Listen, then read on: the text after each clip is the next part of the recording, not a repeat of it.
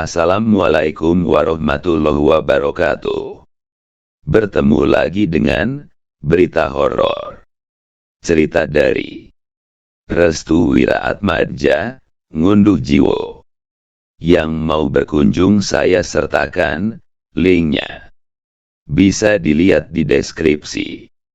Mari kita lanjutkan ceritanya. Pesugihan Perias Pengantin, bagian 10.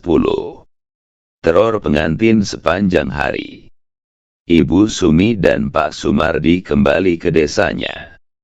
Mereka berdua sudah sedikit mendapatkan informasi terkait dengan pembenaran yang selama ini dicarinya.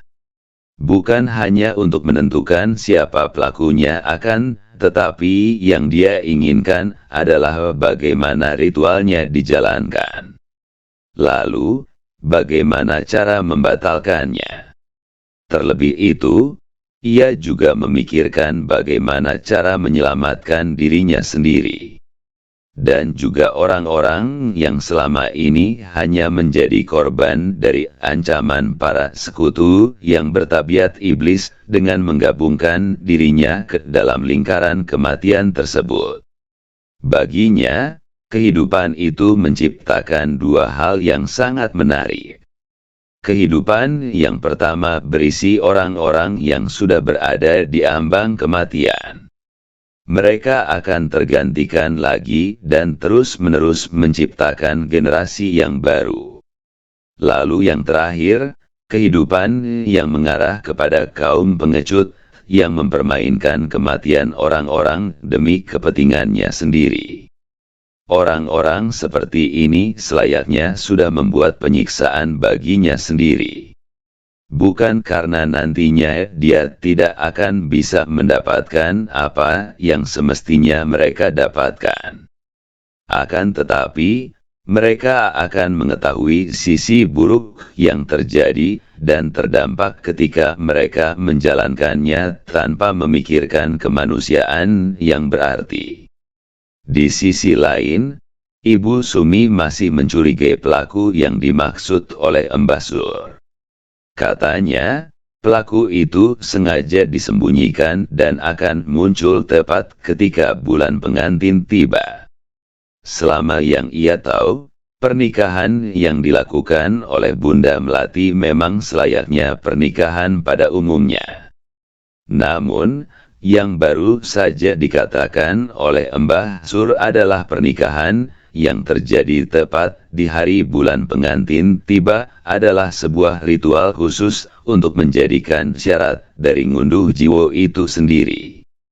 Itu berarti, syarat dari ngunduh jiwo ada banyak macamnya. Akan tetapi, yang masih menjadi sesuatu yang mengganjal di sini adalah kalimat yang diucapkan oleh Mbah Sur terkait peran Bunda Melati dan yang lainnya. Mbah Sur mengatakan, jika peran mereka semua adalah penggerak dari ngunduh jiwo atau orang-orang yang melakukan ritual.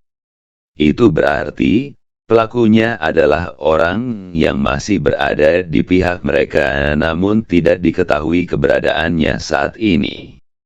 Setibanya di rumah, Ibu Sumi masih memikirkan hal itu. Bahkan ketika Pak Sumardi menanyakan kepada dirinya sedang memikirkan apa, Ibu Sumi sama sekali tidak tersambung dengan obrolan tersebut. "Bu, Ibu," tanya Pak Sumardi. Ibu Sumi masih terdiam. Tampaknya, ia masih banyak memikirkan sesuatu yang seharusnya bukan urusannya sendiri. "Bu, Ibu. Ibu kenapa, toh?" Kali ini, Pak Sumardi menepuk pundak istrinya yang sedang terduduk dengan tatapan yang penuh tanda tanya. Kenapa Pak?" tanya Ibu Sumi. "Dari tadi Ibu bengong terus. Lagi mikirin apa toh?" "Mikirin perkataannya Mbah Sur," tanya Pak Sumardi. "Ibu masih belum bisa menemukan siapa pelakunya Pak. Padahal, besok adalah bulan pengantin." Tapi kenapa semuanya begitu gelap di mataku saat ini? Ucap Ibu Sumi. Pak Sumardi mendekap tubuh istrinya dengan kuat. Baginya, apa yang telah dilakukan oleh istrinya sudah benar-benar hebat. Saking hebatnya, dia mau mengurusi hal demikian sulit dan rumitnya dalam mencampuri urusan orang lain yang seharusnya bukan menjadi urusannya sendiri. Manusia itu diciptakan untuk menjadi sesuatu yang bermanfaat. Jika kita sudah berusaha penuh untuk melakukannya dan belum mendapatkan hasil yang serupa sesuai dengan keinginan kita, setidaknya kita sudah memberikan waktu dan tenaga kita untuk hal demikian, jelas Pak Sumardi. Bagi Pak Sumardi, siapapun pelakunya pasti dia akan mendapatkan akibat dari apa yang diperbuatnya. Karena itulah, dia sebisa mungkin meyakinkan istrinya untuk tidak terlalu memikirkan hal itu secara berlebihan. Malam bulan pengantin akan tiba. Malam yang seharusnya menjadi tempat untuk mengistirahatkan tubuh dan merengangkan otot-otot yang kaku, kini tidak berlaku bagi Pak Wikto, yang merupakan bagian penting dari orang-orang yang menggerakkan ngunduh jiwa itu sendiri. Malam itu, Pak Wikto sedang berada di rumahnya. Dia berencana untuk menuju ke rumah Bunda Melati tepat di malam hari. Akan tetapi, hatinya seperti tidak nyaman. Ketenangannya kini berubah menjadi perasaan was-was yang terus menghantuinya setiap saat. Dia juga merasa jika rumahnya seperti kuburan. Sepi dan tidak ada satu pun orang yang hadir di rumahnya sama sekali. Seakan ada yang berbeda, Pak Wikto pun memeriksa kamar anaknya yaitu Jeka.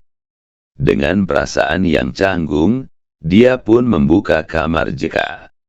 Akan tetapi, dirinya terkejut saat melihat Jeka sedang tertidur. Ia pun kembali menutup pintu kamar anaknya tersebut. Namun, saat pintu kamar Jeka ingin ditutup, tiba-tiba, dia mendengar suara tawa cekikan yang berasal dari kamar anaknya tersebut. Suaranya mirip seperti suara anaknya. Jeka. Bukannya sudah tidur. Pak Wikto pun kembali membuka pintu kamarnya secara perlahan. Kali ini, pandangannya tertuju kepada nuansa kamar Jeka yang berubah secara drastis. Dia melihat ada gemerlap warna merah yang menyelimuti seluruh kamar Jeka. Bahkan, di lantai kamar anaknya, Pak Wikto melihat banyak sekali tanah kuburan yang sudah berceceran di mana-mana. Perlahan, pandangannya beralih ke arah ranjang tempat anaknya tertidur. Kali ini, mulutnya mulai menelan ludahnya sendiri. Kedua tangannya bergetar hebat, tatkala kedua matanya melihat dua sosok mengenakan pakaian serba putih, yang sedang mengelus-elus kepala Jeka sembari menyanyikan lagu yang biasa untuk menidurkan anak-anaknya dulu. Tak lelo ledung. Cep meneng ojo pijer nangis. Anakku sing apik rupane. Yen nangis sendak ilang apike.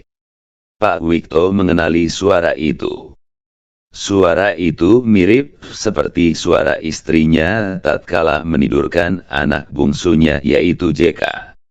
Tak lelo ledung. Dadio Priyo Utomo. En luhur ke asmane wong tuo. Dadio pandhekaring bongso. Pak Wikto melangkah maju ke dalam kamar anaknya.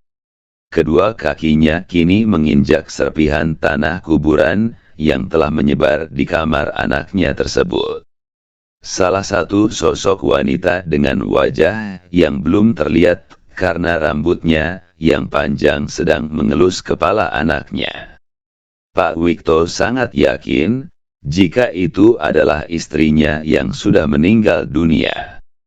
Henny. Panggilan dari Pak Wikto tidak digubris oleh wanita tersebut. Ia justru melanjutkan nyanyiannya untuk meniduri Jeka. Tak lelo ledung. Dadio Priyo Utomo. En luhur ke asmane wong tuo. Dadio pandhekaring bongso. Hingga saat dimana Pak Wikto ingin menyentuh pundaknya, tiba-tiba wanita itu langsung mengarahkan pandangannya ke arah Pak Wikto.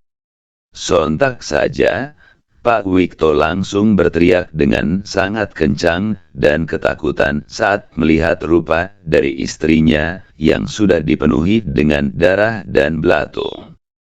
Untungnya, semua itu hanyalah mimpi.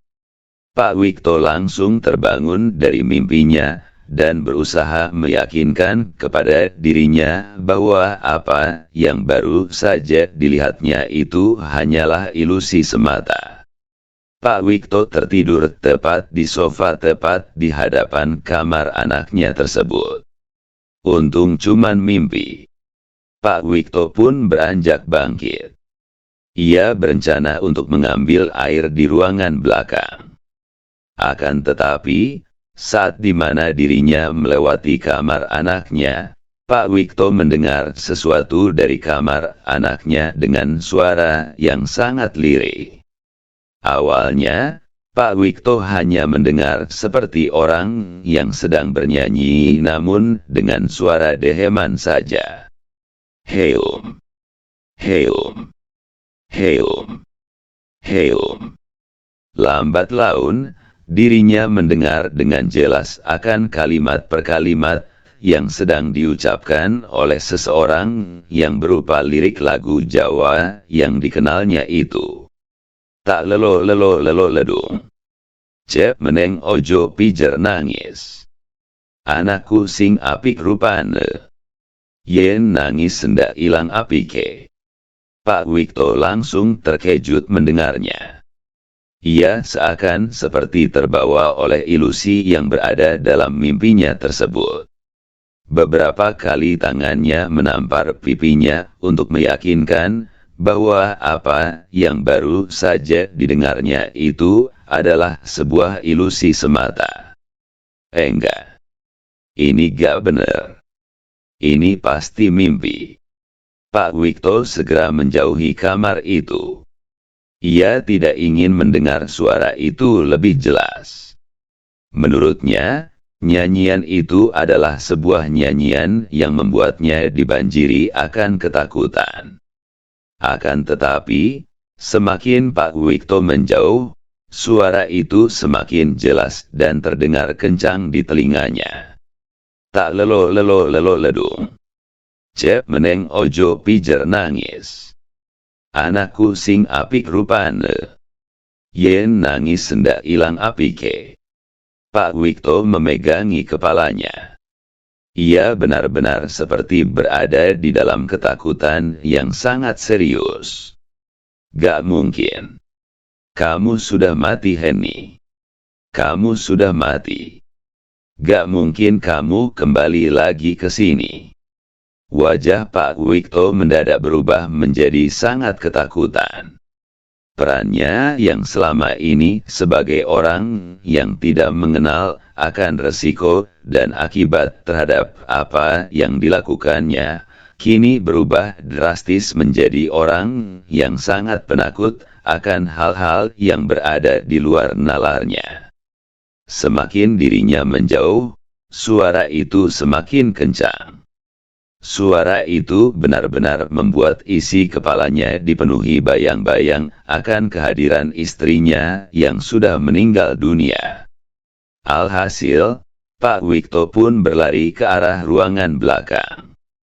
Ia mencoba untuk menenangkan diri dan menyembunyikan dirinya ke dalam kamar mandi. Saat itu, hal yang membuatnya tenang hanyalah sebatang rokok yang dia bakar sembari membayangkan hal-hal yang menyenangkan. Kini, Dia mencoba menyenangkan diri dengan cara membayangkan tubuh Molek dari Bunda Melati yang sudah ia tidur beberapa kali. Satu tangannya digunakan untuk memegang sebatang rokok yang dihisapnya, satu tangannya lagi berjalan liar ke arah alat kelaminnya. Persetan kau Heni. Tubuh dari Melati sangat enak untuk kugagahi, ucap Pak Wikto. Sampai akhirnya, ketika dia sedang berada di puncaknya, dia mendengar suara aneh dari luaran. Telinga Pak Wikto menangkap sebuah suara seperti layaknya kaki yang sedang diseret-seret dan berjalan ke arah dirinya saat ini. Pak Wikto mulai tidak tenang. Puncak birahinya kini tergantikan menjadi puncak ketakutan. Dari luaran, pintu kamar mandi digedor-gedor dengan sangat kencang. Pak Wikto mulai mundur ke belakang, hingga tubuhnya terpentok ke dekat bak mandi. Saat dimana rasa takutnya benar-benar sudah memuncak, Pak Wikto melemparkan sebatang rokok yang belum habis itu ke arah pintu kamar mandi sembari berteriak. Pergi kau setan. Kau setan cacat. Tidak bisa berjalan tegak. Teriak Pak Wikto sembari mencaci maki demit yang ia maksud. Namun, semuanya berubah tatkala lampu kamar mandi dan seluruh lampu yang ada di rumahnya mati seketika. Perlahan, suara menakutkan itu kembali terulang dan membuat bulu kuduk Pak Wikto merinding seketika karenanya. Tak lelo ledung. Cep meneng ojo pijer nangis. Anakku sing apik rupane. Yen nangis sendak ilang apike. Pak Wikto kembali meneriaki setan itu dengan cacian dan makian yang dibuatnya sendiri. Bahkan, cacian dan makian itu mengarahkan kepada hal-hal yang tidak seharusnya diucapkan. Bersamaan dengan itu, suara gedoran pintu terhenti dengan sendirinya. Tidak berselang lama, lampu kamar mandi kembali menyala. Pak Wikto merasa, jika semuanya sudah aman. Namun, sesuatu yang berada di luar dugaannya justru terjadi. Kedua tangannya ditarik oleh sesuatu yang berasal dari dalam bak mandi. Tubuh Pak Wikto ikut terperosok ke dalamnya. Bak mandi yang tidak terlalu dalam itu seakan-akan menjadi sebuah samudera yang kedalamannya tidak bisa terukur. Pak Wikto berusaha penuh untuk menggapai bagian atas dari bak mandi tersebut. Akan tetapi, tubuhnya didekap oleh sesuatu dari belakang. Kepala hingga wajahnya ditutupi oleh rambut yang sangat panjang, hingga dirinya tidak bisa bernafas sekalipun. Bak mandi yang awalnya memiliki air berwarna bening, kini berubah menjadi warna merah bercampur darah tepat di malam bulan pengantin. Desa Wongso. Sementara itu, rumah Mbah Sur seperti biasanya. Rumahnya seperti dikelilingi oleh sayup-sayup sosok hitam yang terus-menerus mengintai keberadaannya dari arah jendela, pintu, ataupun ventilasi udara yang ada di setiap ruangannya. Dimanapun Mbah Sur ingin bersembunyi, sosok itu terus mengejar dan menerornya dengan segala ketakutan yang ada. Hal ini membuat Mbah Sur menjadi takut. Ia pun buru-buru untuk mengambil sajadah serta mukenah pribadinya. Ia meyakinkan kepada dirinya sendiri untuk sholat agar semuanya bisa tenang. Gusti kulo nun ampurane. Mbah Sur terus-menerus mengucapkan kalimat itu sebelum dirinya melaksanakan ibadah sholat. Akan tetapi, tepat saat dimana dirinya mengangkat kedua tangannya secara perlahan dan memulai takbir, tiba-tiba, dari luar ruangan kamarnya, Mbah Sur mendengar suara orang tertawa cekikikan, seperti sedang menertawakan tindakan yang dilakukan oleh Mbah Sur. Hai hai hai. Leher Mbah Sur mendadak merinding. Kedua tangannya langsung bergetar dengan hebat, tatkala suara tawaan itu benar-benar terdengar dengan sangat jelasnya. Allahu Akbar. Mbah Sur pun mengubah gerakannya menjadi ruku. Ia mencoba untuk tidak terperdaya akan gangguan dari demit yang sudah mengincarnya itu. Akan tetapi, saat dimana dirinya ingin itidal, tiba-tiba, mukena yang melapisi bagian wajah hingga setengah tubuhnya ditarik ke atas, hingga membuat bagian atasannya menjadi terbuka. Tubuh Mbah Sur menolak untuk berhenti. Kali ini, ia kembali melanjutkan gerakan selanjutnya itu sujud. Dan saat dimana dirinya sudah sujud, tiba-tiba, bagian bawahannya juga ditarik hingga terlepas. Hal itu membuat kedua lututnya membentur lantai, dan tentu saja tekanan keras itu membuat tubuhnya merasakan kesakitan. Lagi dan lagi. Suara tawaan yang sama terdengar dari arah luaran ruangannya. Kali ini, suara tawaan itu dilapisi dengan suara peringatan dan pengingat akan dosa-dosanya. Hik hai hai. Saniki awakmu eling maring pangeran. Hik hik hik. Sekarang, dirimu ingat kepada Tuhan. Mbah Sur benar-benar berada dalam ketakutan. Ia segera bangkit dari keadaan yang sudah membuatnya terjatuh. Kedua kakinya dipaksakan untuk bergerak dan keluar dari kamarnya. Mbah Sur mencoba untuk keluar dari teror mematikan tersebut. Akan tetapi, saat dimana dirinya ingin membuka pintu depan, tiba-tiba, dia melihat ada seorang pria sedang berdiri di luaran rumahnya sembari mengepus rokok dengan santainya. Tolong. Tolong aku. Demit itu menerorku lagi.